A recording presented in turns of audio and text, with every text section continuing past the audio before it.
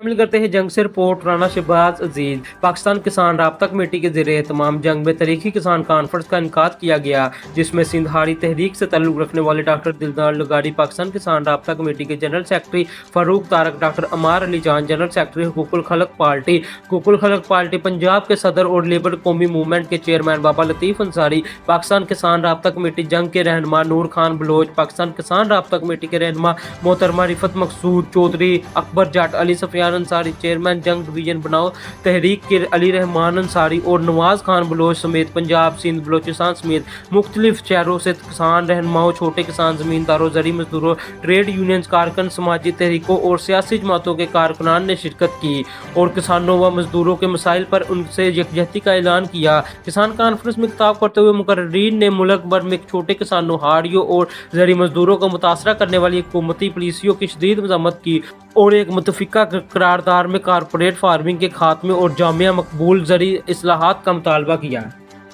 मैं सबसे पहले कल जो मोहतरमा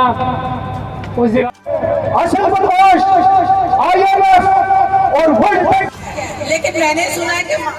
मरियम कह रही है कि ये किसान और मजदूर नहीं, ये माफिया है।